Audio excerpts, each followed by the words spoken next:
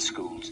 Muslim organisations have said protecting child welfare is a priority, but they've expressed concern about the government interfering in the independence of religious institutions. Here's our education editor, Bramwell Jeffries. Late afternoon and 500 children arrive at one of Preston's largest madrasas. They're here for after-school classes, an everyday part of growing up for many Muslim children. So you can tell me what is a community, beta? You're going to tell me?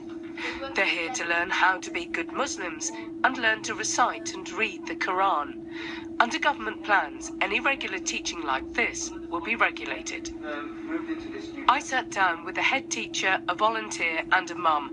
Do they accept madrasas should be inspected to make sure extremist views aren't being taught? We don't see any contradiction whatsoever between Islamic values and British values, and that's why in our madrasa we started to say shared values. The madrasas, on the contrary, are making the positive changes to the life of many Muslims in understanding the mainstream Islam.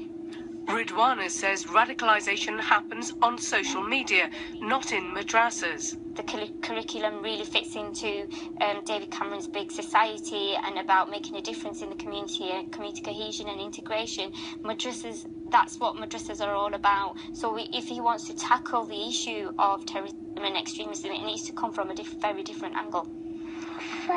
Fatha, good girl.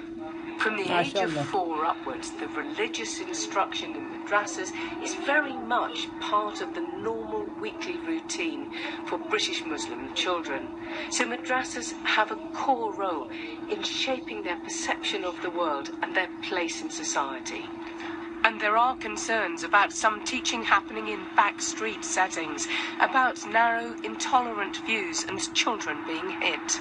It's equally important, I would say, to make sure that they're not exposed to extremist teaching either. We owe a duty of care to all the children in this country so that they are brought up to respect values of democracy, freedom, tolerance, and human rights. To the class. The government wants to reach further into the lives of British Muslim children. It will have to work hard to convince their parents it's in their best interests. Bramwell Jeffries, BBC News.